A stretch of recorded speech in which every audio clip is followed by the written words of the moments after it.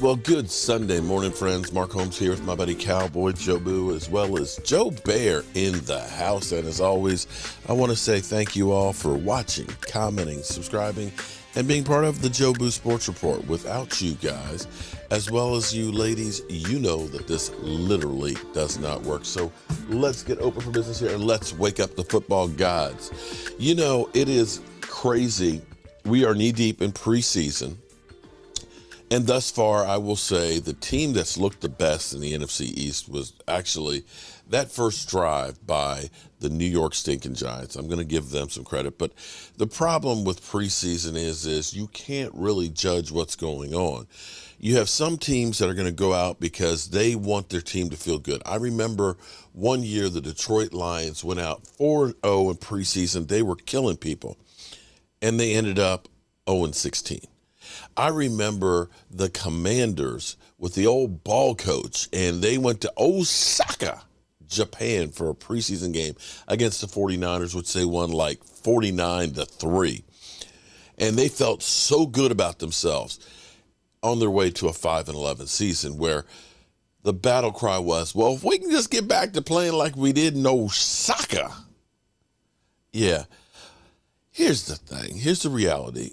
You know, you want to get in, you want to get some work, you want to get some look at some people, and you want to get out healthy. We got in, we got some people some work, but we didn't get out healthy last night. Sadly, Overshone, our rookie third-round draft pick linebacker, who definitely was going to be a standout special teamer and definitely was going to be playing some time at linebacker, a guy who was fast as hell, looks like he's torn his ACL and maybe lost for the season. They're going to do an MRI to confirm whether or not that's the case and how much damage is actually done. So it looks like his rookie season is going to be shut down. Mazi Smith, you're going to hear a lot about Mazi. People are going to go through, man, that guy's a bust, man, a wasted pick. The Cowboys are so stupid. That's what you're going to get. He's being lit up on Twitter. He is. I'm not going to say that he's not. But I will say, pump your brakes a little bit on the Mazi Smith is a bust. We're talking about rookies here who literally have had 11 padded practices, playing in only his second game. And I dare say we've had a few guys that people have thought were busts. I remember with Terrence Steele. Terrence Steele, after his rookie season of being thrusted into the limelight of playing, that people were like, if I ever see Terrence Steele on the field, it'll be too soon. But he developed into a really good tackle who will get an extension. Yeah, about a $50 million extension. And then you can look at Jalen Tolbert, who last year, you know, Jerry Jones was on the hype train. You know, Amari, who we got Jalen Tolbert. He's going to be special. Well, he wasn't special that first year. He wasn't. But you've seen shades of him looking really, really good. So we had good news, we had awful news, and we had scary news from last night's game. I will say that the highlights of last night were definitely Jalen Tolbert. Jalen Tolbert continues to impress on a 35-yard deep catch that literally looked like Cooper Rush was throwing it away. Jalen Tolbert, 4 receptions, 66 yards, 16.5 yards per reception, was incredible. Incredible. You just look at that and say, yeah, this guy's going to be playing some this year. But I'll also say Dontario Drummond had actually a pretty good night too. 2 receptions, 42 yards, 21-yard average. And I was very, very happy to see Schoonmaker out on the field, because that's another guy that people have already started writing off and saying, oh, Luke Schoonmaker, man, he's a bum, man, he can't even practice. Well, he had 2 catches, 22 yards. And so you start to see our rookies start to get a little bit playing time, some of our young guys that are out there, and so on. But make no mistake about it, the Cowboys aren't having their starters anywhere close to the field. Now, of course, there will be second guessing come the beginning of the season, if the Cowboys start off slow, they'll look and say, well, the Cowboys didn't have any joint practices with other teams. They didn't play their starters and all in preseason. And, of course, they're not ready to start the season because that's what we always do. But then if we go out and we play our starters, somebody gets hurt. Oh, what were the Cowboys thinking? They're playing their starters. What do you expect? They're going to get hurt. So it doesn't matter when you are the Dallas Cowboys what you do. You will get criticized all the way around. So, again, last night the takeaways are Rico Dowell looked good, even with a horrendous offensive line. And make no mistake about it, our offensive line is not good once you get past the starting five. We need to find some of these guys that'll start separating themselves. We've been hearing about Matt Lewensko and how great he's going to be. He might be the swing tackle. He was okay. Josh Ball, oh, man, Josh Ball has been kind of a disappointment for me. We keep hearing Josh Ball, but Josh Ball had the opportunity while Zach Martin was out to separate and get some playing time. But he really has not shown up. And I'm still curious if the Cowboys will look outside the building. Now, the good thing I feel good about, the thing I feel good about is our our scouting department. Because what's going to happen is there's going to be a flood of talent that is all released at the same time. And this is where you need to know who, you think might be released and who you need for your roster. And so that's where you've got the scouting department should be getting to work right now. So immediately once those cuts happen, you're in a position to make some moves, because the worry for me is still the offensive line. And now with Overshown being hurt, that makes probably the chances that Jabril Cox makes the team that much stronger. But you may want to look at another linebacker as well. But that offensive line is what is keeping me up at night. But Rico Dowell, 8 carries, 38 yards, 4.8 yards a carry. You love seeing that. Deuce is loose. Not a lot of yards per carry, but he did get it into the end zone. 5 carries, 14 yards. But you still have to look at this and say, the offensive line is not good that they're running behind. They're going against seconds and thirds as well. But that offensive line is not very good. I'd almost like to see Deuce Vaughn playing in the first half. But what it signals to me is Deuce Vaughn playing in the fourth quarter is basically saying he's not the number 2 back. Rico Dowell, I think, is now the number 2 back for the Cowboys. Deuce will play, but he's not the second like people think. So we'll see what we get with our final preseason game. And let's just hope that we don't get any more injuries. But, we're not the only ones. So, don't cry for me, Argentina. Everybody's getting injuries at this time of year. So it's how you respond to them. And let's listen to a little bit of Rich Eisen this morning of what's more likely. I always like to listen, and people are like, why y'all listen to shows? Because I always like to go back after, time has passed to see, were people right? Were they wrong? You think back of the top, the preseason polls that had like the Rams as one of the best teams and the Buffalo Bills being the Super Bowl champions and so on. That the Cowboys were going to be ass, like 15th rank. And compared to actually who was actually right. What we find out is there are very few people right when it comes to football. You just can't predict anything. I mean, for all we know, the Cowboys and Eagles could suck, and it could be the Giants that win the division with the Commanders in second. It's not likely, but it could happen. And if you don't believe it can happen, then you don't know football. What's more likely? Never say never, but never. Thank you very much, Christopher. What's got you up more than likelying right now? Hey, what's up, guys? All right, we mentioned this earlier in the week. I made a note. I saved it. I brought it back. It's first up. Who's more likely to reach their championship game this year? The Georgia Eagles or the Georgia Bulldogs? I see what you did there. I'm going to go the Georgia Eagles. Oh. Yeah. Because one team is bringing back their MVP quarterback, who damn near was the MVP of the Super Bowl, as well as almost the MVP of the league. And the other one's breaking in a new quarterback. There you go. And they got to take on a team that's got a Georgia period getting ready for them in their practices. Can we talk about how weird that is?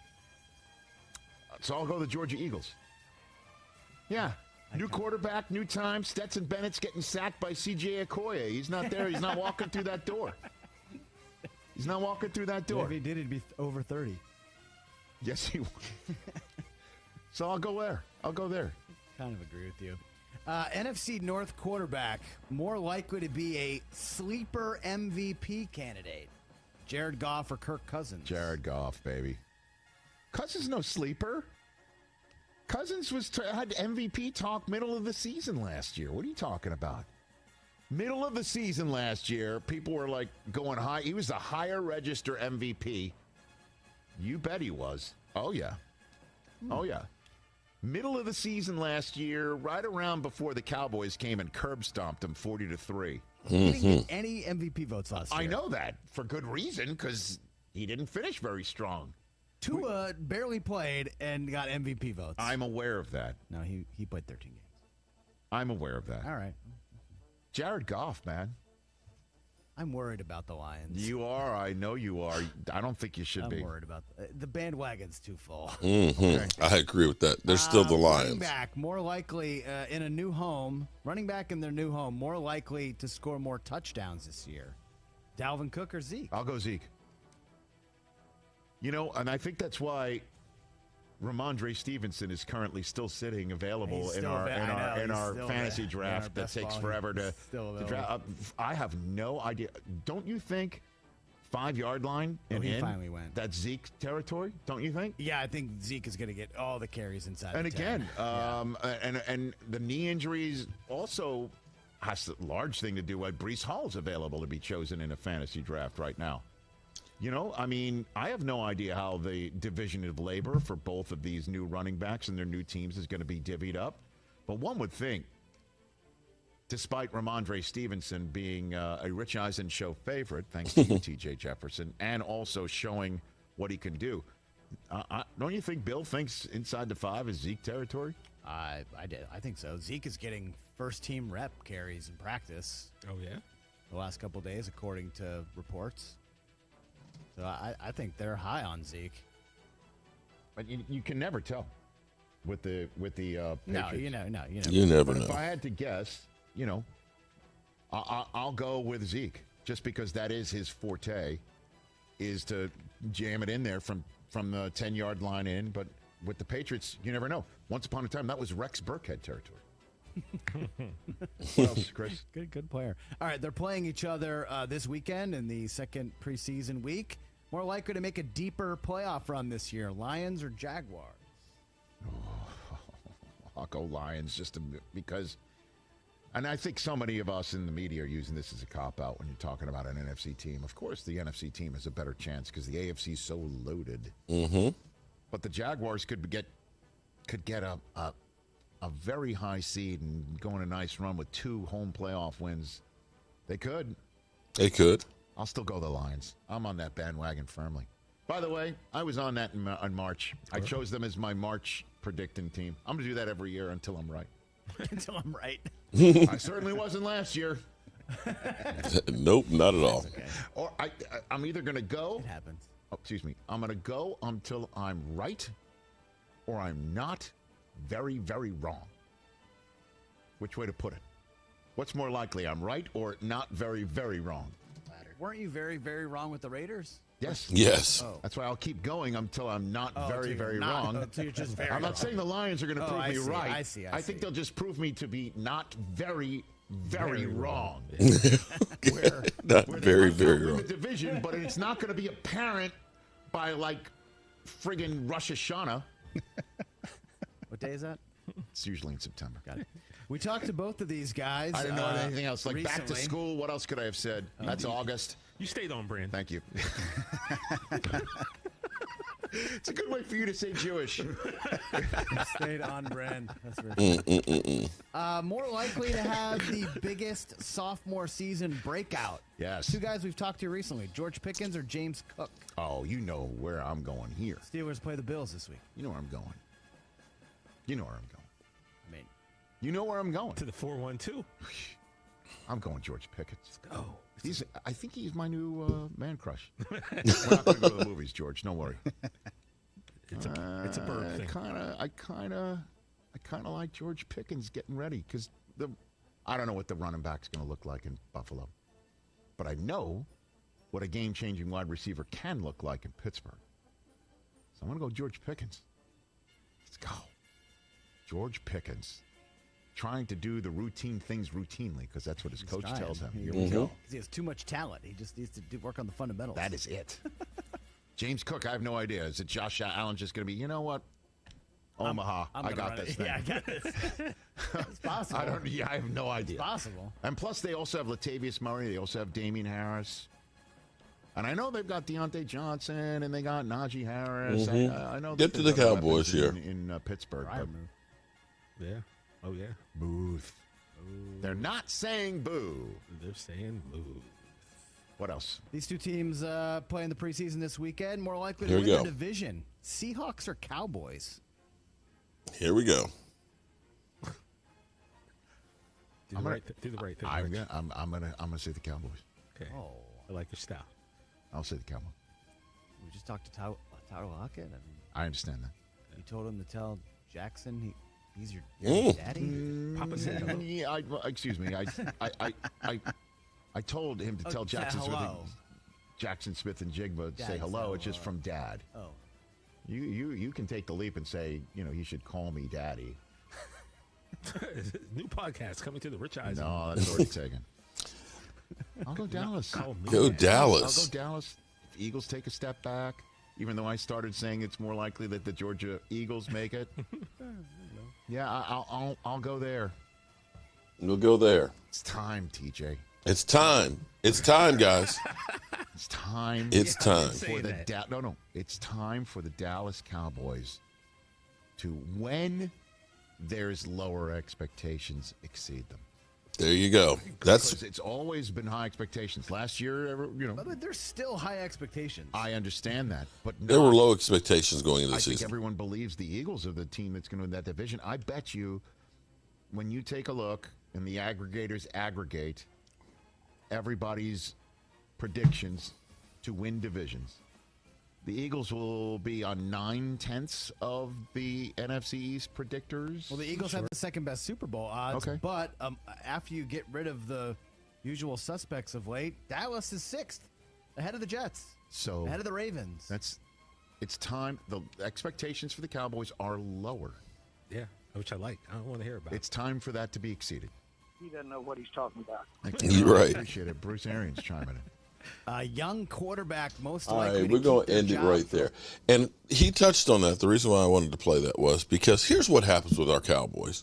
For whatever reason, when we are the front runners and everybody thinks that we're going to be the great team and stuff, I hate to say it, but we always disappoint. We always disappoint when the spotlight is on us. The best thing, and I think for us as fans, for the players, is to be disrespected, to be doubted. Because when you start to believe I'm that guy, you don't work as hard. You don't. And this is where when you have to scratch, claw, and fight to get any recognition, to get any play, when you have to actually earn it, you want to hold on to it that much harder. And that makes you hungry. And I want to see a hungry Dallas Cowboys team. All right, good people, we have our 5 o'clock live stream. I hope you guys join in. If you are a channel member, and shout out to, we've got about 15 new channel members. I appreciate you guys. I will post the link in the community tab, as well as I'll repost the link for you new channel members to our Thrive site so we can get you your stress balls and shot glasses. Michael's on vacation, won't be back for another week, but when he does get back, we'll be getting more of that stuff out to you guys. And let me say, as always, I appreciate you guys, and let's get out. Mark Holmes here, and as always, I want to thank you all for watching, commenting, subscribing, and being part of the Joe Boo Sports Report.